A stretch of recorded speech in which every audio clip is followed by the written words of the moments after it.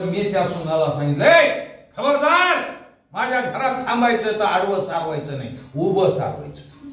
लक्षात घ्या, ज्ञानीच. मग दुसऱ्या सुनेनं काय केलं, उभं सारवायला चालू केलं. त्यावेळेला तिच्या सासूनं, खबरदार, माझ्या घरात उभं सारवायचं नाही, आडवं सारवायचं नाही, तर माझ्या घरात राहायचं. घर हे बरं का, समजू नका. माझं म्हणजे ते सांगायलोय असं नाही. 72 कोठड्या, बाहेरचे घर कुणाला कोट रुपयाचा असेल, कुणाला 10 कोटीचा असेल, माझ्यासारख्याला 56 असेल. पण काय 72 घर मध्ये आणि 72 कोठड्याच्या घरामध्ये देहाविषयी ज्या वेळेस विषय असणारा मनाचा होतो, त्यावेळेला त्या ठिकाणी सुख आणि दुःख तयार होतं. मन ज्या वेळेला विषयामध्ये रममान होतं, त्यावेळेला महादेव वाण्याचा आणि विठ्ठल आमचा, भगवान बाबा मराठ्या वंजाऱ्याचा आणि तुकाराम महाराज मराठी, सावता महाराज माळ्याचे. हे कधी निर्माण होतं, विषयाच्या अधीन ज्या वेळेस मन होतं. भगवान बाबा जर वंजाऱ्याचे असते, आहेत बरं का, पण त्यांनी जर शेवटी वंजाऱ्याचे राहिले असते, एखादा वंजारी मठाधिपती केला असता. त्या गडावर कुणाला बसवलं असतं, वंजाऱ्याला बसवलं असतं. पण त्याने असणारा एका महान भक्ताला त्या ठिकाणी बसवलं, कारण त्यांचा विषय नारायण झालेला होता.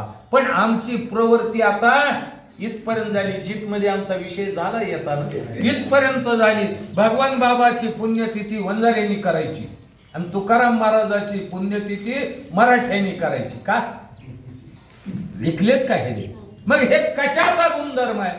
ज्या वेळेला चित्ताचा विषय हा होतो, चित्ताच्या ठिकाणी भेद आणि अभेद निर्माण होतो, चित्ताच्या ठिकाणी सुख आणि दुःखाची उत्पत्तीचा लवलेश निर्माण होतो. ज्या वेळेला चित्त हे विषयामध्ये रममान झालेलं असतं, त्या वेळेला या ठिकाणी असणारा त्याचा त्याला दुःख भोगावं लागतं. पण धडधडून निघ बाहेरी निघ, धडधडून बाहेर निघ आणि काय कर, माझ्या भगवंताचं भजन कर. का अशा वातावरणात आमचं 70 वर्ष वय आहे, त्यांचं 80 वर्ष वय, पलंगावर झोपून राहावं वाटलं असं, पण नाही. का आता काळ जवळ आलेला आहे.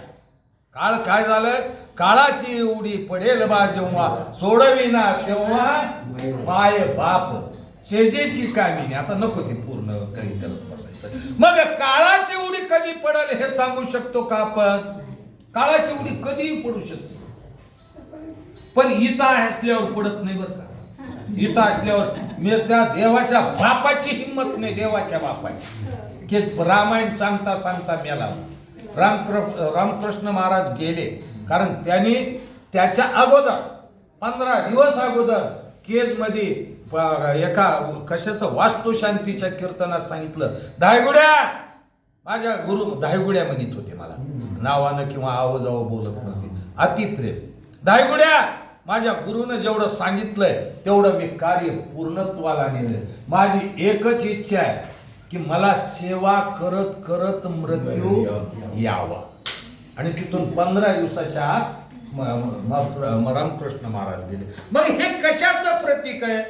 त्यांच्या देहाचा नव्हे, त्यांच्या विषयाचा नारायण झालेला होता. आणि जोपर्यंत आम्ही विषयाचा नारायण करत नाही, तोपर्यंत आम्हाला सुख प्राप्त होत नाही.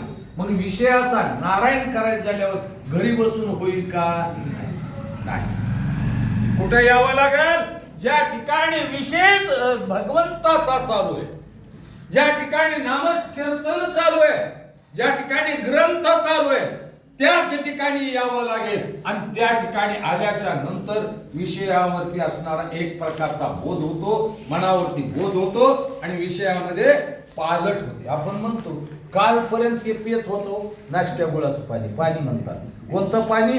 नाश्त्या गुळाचं पाणी कालपर्यंत पियत होतं, पण 4 दिवसात रामायणाला आले तर सर्व सोडून. याला काय म्हणायचं?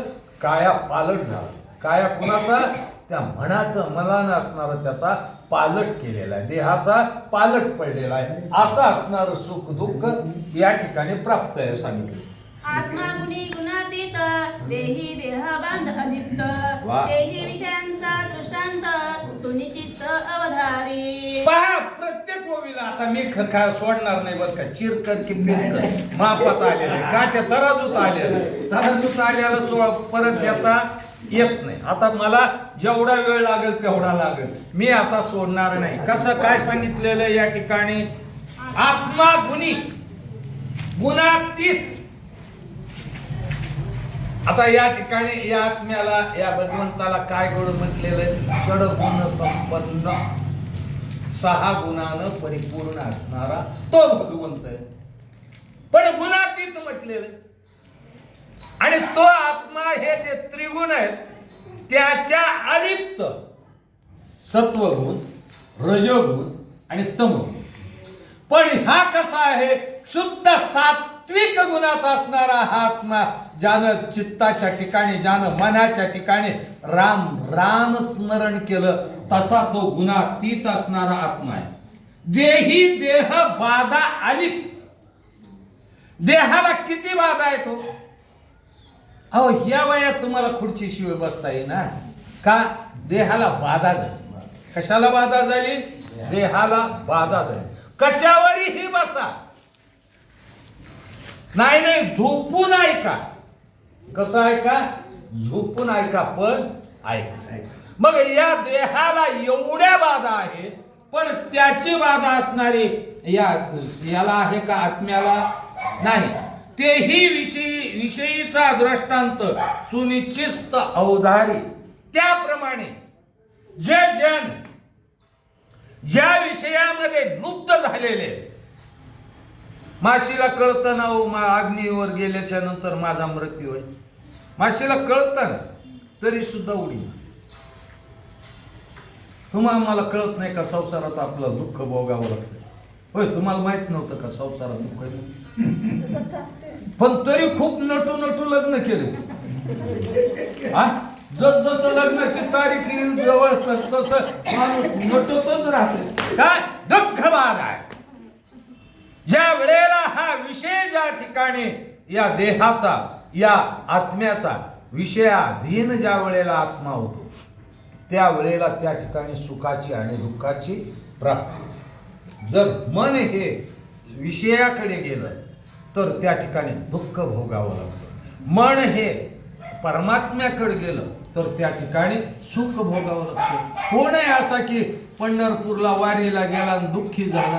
कुणी म्हटलं का पंढरपूरच्या वारकऱ्यानं आल्यावर लय दुःख झालं मला? का? सुखरूप होसी, सुखरूपच व्हावं लागतं. अशी त्या ठिकाणी त्याची अवस्था आहे. स्फटिक कृष्ण वर्णे दिसे काळा, पीत वर्णे दिसे पिवळा, अरक्त दिसे अरक्त निळा, तरी तो वेगळा तिन्ही रंगी. पहा स्फटिक